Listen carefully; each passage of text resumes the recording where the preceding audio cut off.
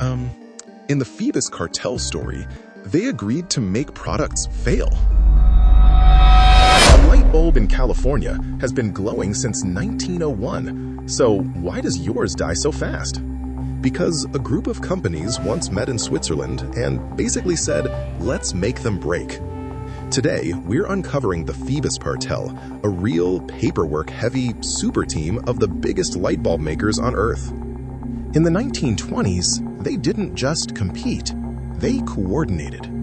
They split markets, controlled prices, and, most famously, pushed bulbs toward a 1,000-hour life. And here's the open loop. This story isn't only about bulbs. It's about the moment modern business learned a scary trick, how to turn lasting longer into selling less. And once you see it, you'll recognize it everywhere. Picture the early 1900s. Electricity is spreading fast.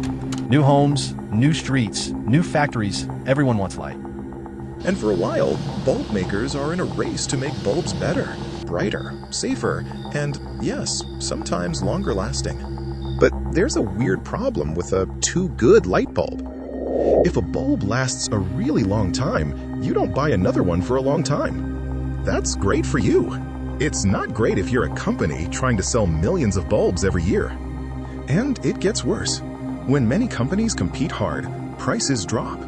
That's usually good, unless you're one of the giant firms who invested tons of money into factories, patents, and global shipping. Then, cheap bulbs starts feeling like a nightmare.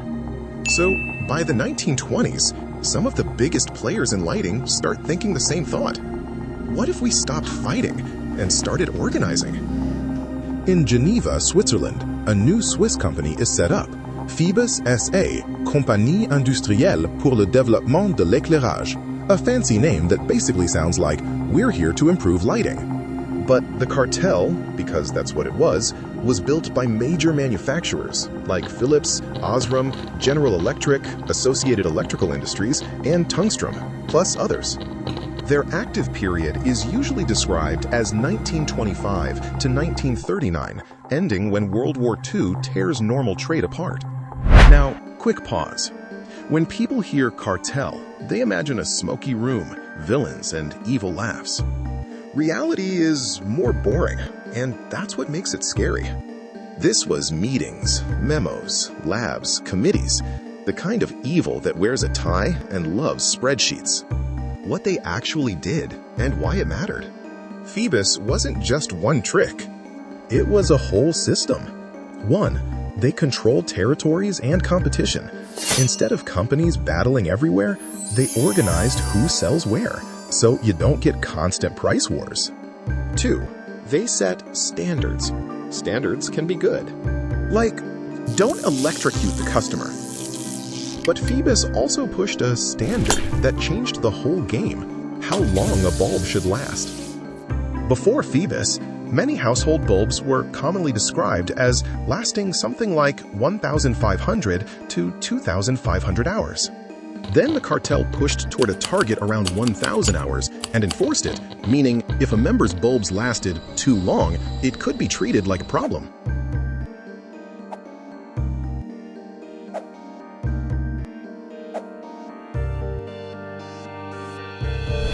Let that sink in. Most of history is, our product broke too early, fix it. Phoebus Energy was, our product lasted too long, fix it. And they didn't just say it, they measured it.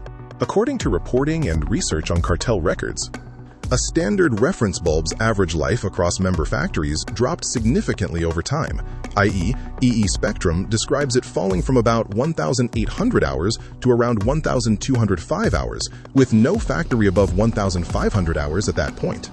So this wasn't a rumor. This was a managed outcome. But maybe 1,000 hours was for quality.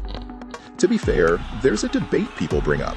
Longer life can mean trade-offs. To make an incandescent bulb last longer, you often run it cooler, less stress on the filament. But cooler can also mean dimmer and less efficient light. So some argue a life target could be framed as a performance standard. That's the clean version. But the ugly version is this. the cartel wasn't just aiming for good light, it was also protecting a business model. And multiple historical discussions of Phoebus treat lamp life reduction as a core goal of the cartel system, one that conveniently increases repeat buying. So, even if you accept the technical trade-off, it doesn't explain the need to coordinate competitors globally and enforce it like homework. How do you enforce breaking on time?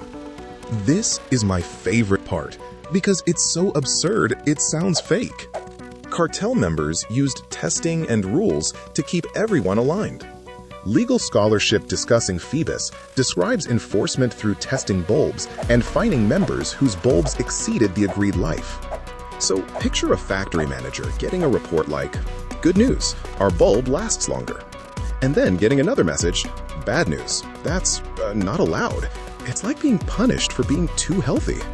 The real problem Phoebus was solving. Here's the heart of it. The problem wasn't technology. The problem was sales.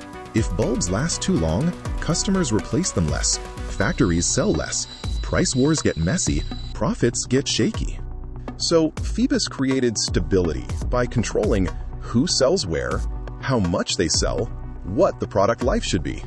That's why Phoebus became the poster child for something we now call planned obsolescence, designing products with a limited life so the cycle of buying never ends. The Centennial Bulb that ruins the excuse. Now, back to that bulb from the hook. In Livermore, California, a bulb installed in 1901 has been glowing for over a century, famous enough that the city promotes it as a landmark, and it's often called the world's longest burning bulb. Is it a perfect modern bulb? No, it's dim. It's not the same design as later mass-market bulbs. But it proves something important. Long life is possible. So when companies say stuff can't last, the truth is usually stuff can last, but should it for a business? The domino effect, when this idea spreads. Once businesses learn they can control replacement cycles, it doesn't stay in lighting. You start seeing the same logic in parts that can't be replaced easily, products sealed shut, cheap materials in high-stress areas, software updates that slow older devices, expensive repairs that push you to just buy a new one. Phoebus didn't invent every version of this, but it became a famous early blueprint.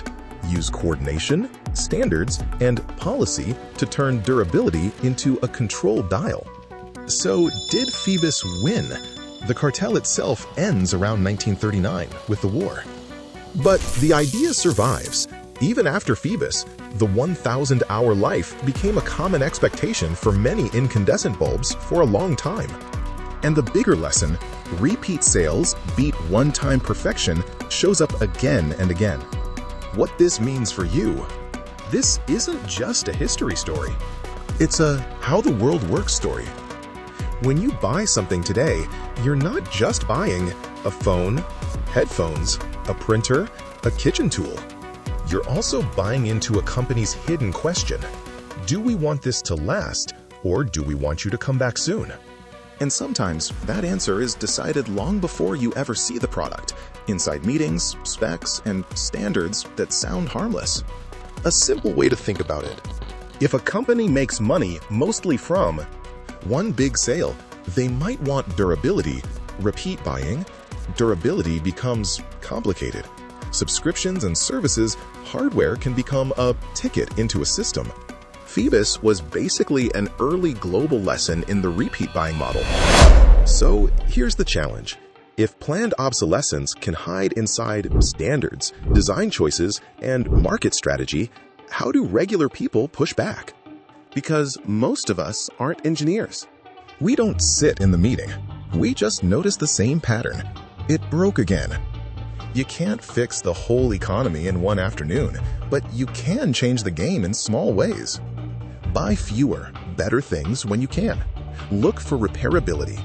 Screws, parts, replaceable batteries. Support repair culture. Local repair shops, tutorials, parts sellers. Watch out for too cheap to last deals. Sometimes they cost more long term. And yes, it's annoying that the consumer has to do homework. That's kind of the point. Confusion is profitable. The key moment of this whole story is simple. A group of the world's biggest lighting companies agreed that a bulb lasting too long was a business problem and built a system to control it. That's not just about light bulbs. That's about how modern normal got invented. So the next time a product dies right after the warranty, don't just blame bad luck. Remember Phoebus? Competitors can cooperate, standards can be used as control, durability can be turned into a dial, and sometimes the shortest life isn't a failure, it's a plan.